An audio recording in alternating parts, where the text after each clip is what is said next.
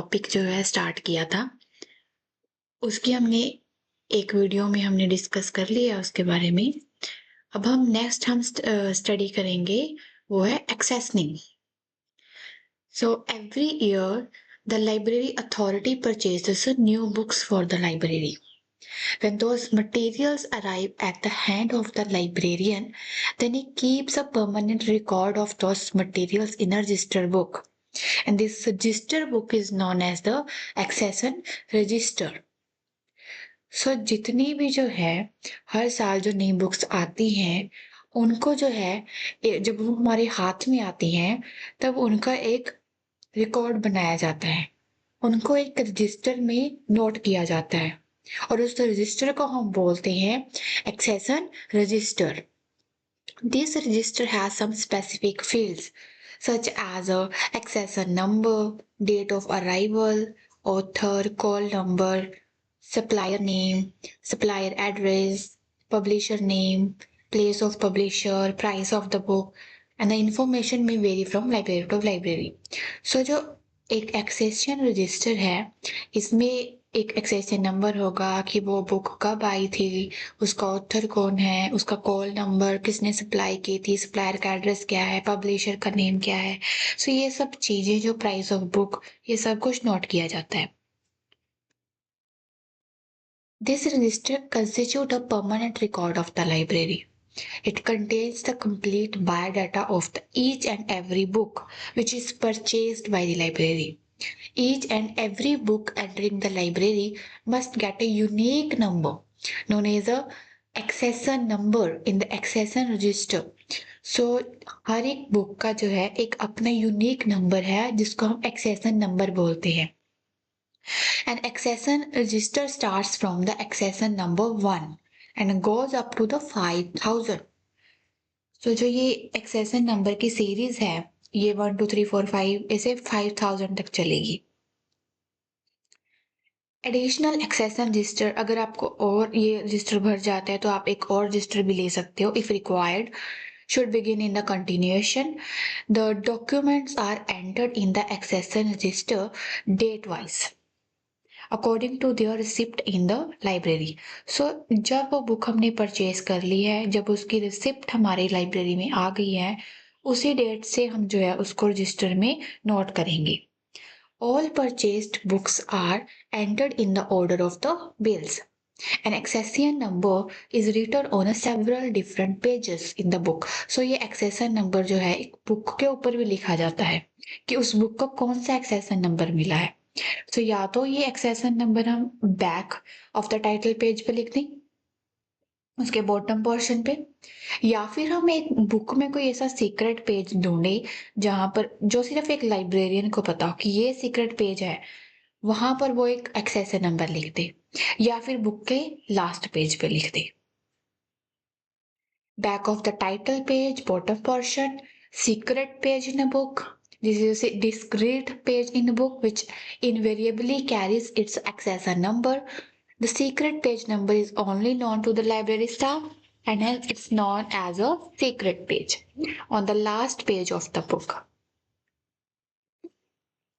So accession register जो है उसमें ये सब कुछ एक फॉलोइंग डिफरेंट कॉलम्स बने होने चाहिए, जैसे कि एक कॉलम हो गया डेट का, एक हो गया एक्सेशन नंबर का, एक हो गया उसका ऑथर कौन है। सो ऐसे ऐसे करके डिफरेंट तरह के जो है कॉलम बने होने चाहिए रजिस्टर में।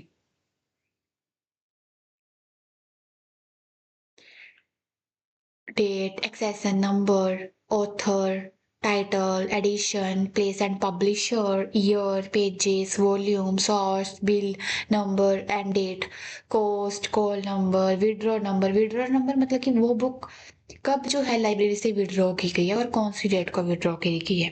Remarks, following points should be kept in a mind while accessing the books.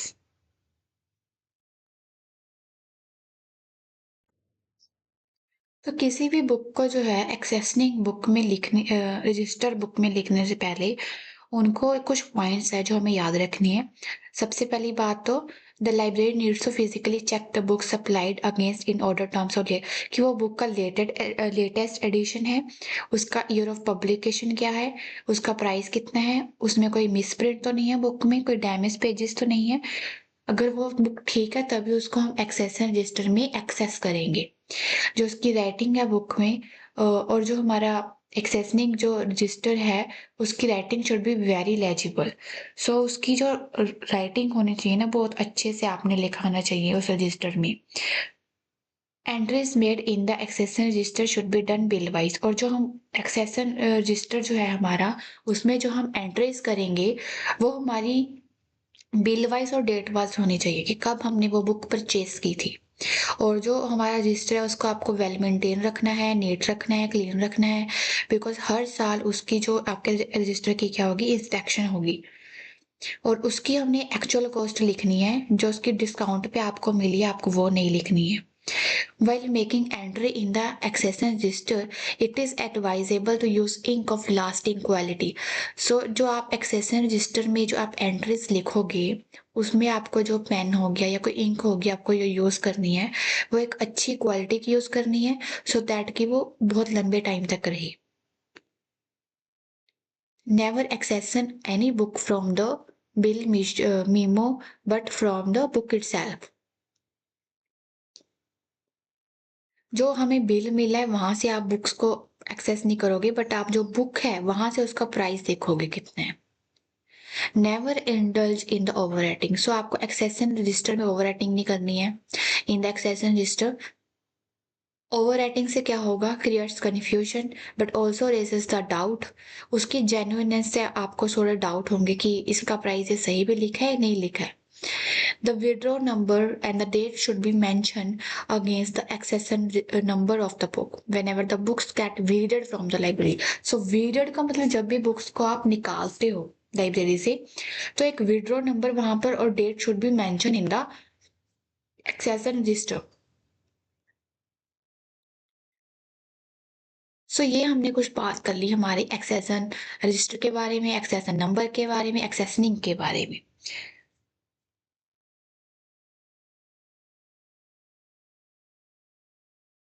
सो हमने जो है पहला पॉइंट जो था एक्विजिशन कलेक्शन डेवलपमेंट सेक्शन जो इसका एक काम था पूरा हमने वो पूरा स्टडी कर लिया है। अब नेक्स्ट हमारा पॉइंट है टेक्निकल सेक्शन। अब हम डिस्कस करेंगे टेक्निकल सेक्शंस। सो हम क्या पढ़ रहे हैं दोबारा से रिवाइज करवा देती हूँ एक बार। हम लाइब्रेरी के प्रोसीजर पढ़ रहे हैं। अब इसमें हमने पढ़ा था कि लाइब्रेरी में क्या होते हैं वो छोटे छोटे सेक्शंस बने होते हैं और उन सभी सेक्शंस का अलग अलग काम होता है। तो हमने अभी तक पढ़ा है कलेक्शन डेवलपमेंट सेक्शन के बारे में जिसका काम होता है कि बुक्स की जो हमारी कलेक्शन है वो हमें अच्छे से डेवलप करनी है, उनका अच्छे से हमें रिकॉर्ड संभाल कर रखना है एक्सेशन रजिस्टर में। और अब बात करेंगे हम टेक्निकल सेक्शन के बारे में।